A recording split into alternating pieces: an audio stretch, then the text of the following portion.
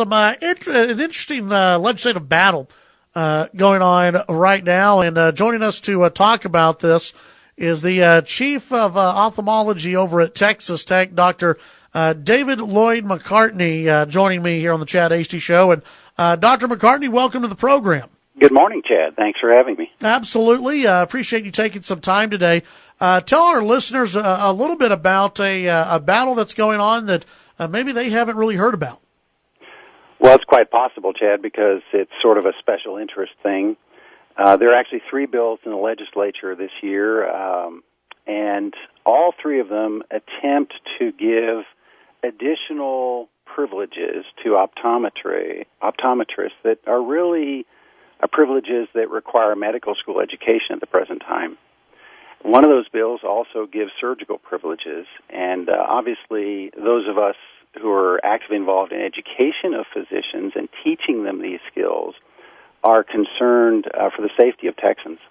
What is the concern surrounding exactly?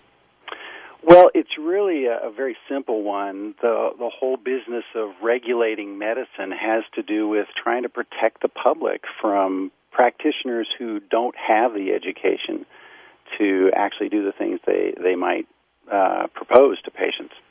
So it's really about patient safety. And what does, for those who are hearing about this for the first time, how would it affect the average everyday citizen out there, and why would it be a big deal?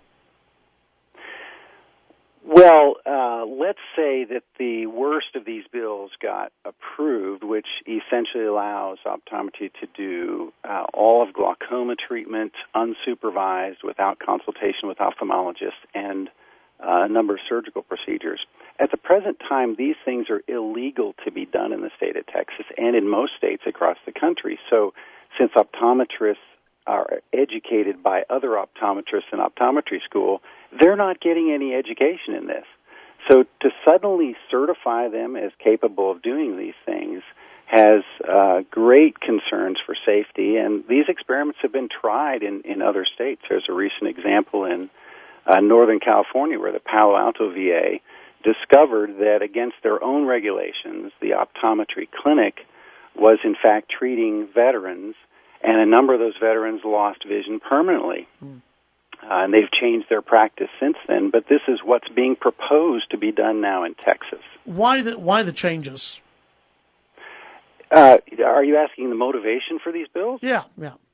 Wow, Chad, you're asking me to be a mind reader, I guess. But honestly, it's probably pretty complex. I think there are some business pressures that have come to bear, but I think the reality is I have a number of optometry colleagues. I work actively with 5 here at Texas Tech.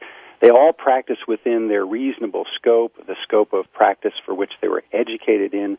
And really, I see these bills as kind of a small fraction of the profession who I would say are kind of radical, almost, I hate to say white-collar terrorists, but it's really a radical fringe element that is pushing, in the long run, equality. They want parity of certification and licensure without parity of education. And this is just incrementalism. This is just part of that whole long-term, multi-year strategy. Well, I was wondering, is this something that a bunch of optometrists want? Well, it's a complicated issue. I think I certainly have talked to them. We've seen a series of these bills over the years. I haven't talked to anybody this year, but in previous years, I've had a number of people say, I don't want to do that stuff. I'm not trained to do that. Mm-hmm. But it's kind of like a team sport issue. If you ask the average optometrist on the street, I think they'd be favorable towards this because they see it as financially, potentially promising to them, and they see it as something that achieves more parity with ophthalmology. Interesting. We are visiting right now with the chief of ophthalmology over at Texas Tech, Dr. David Lloyd McCartney. Do you know where these bills stand right now in the state legislature? I'm sorry, Chad, I actually don't. I think they're in committee, but as of today, I'm not sure. Well, it's one of those where if they are still in committee and there's not a lot of momentum, you're kind of counting down the weeks right now to where they may not even be heard. Well, Except that there is some real interest on the lieutenant governor's part, and they're trying to sort of rope this whole concept in with the so-called free market push in the legislature, which is getting a lot of play this year. So it's a little unpredictable.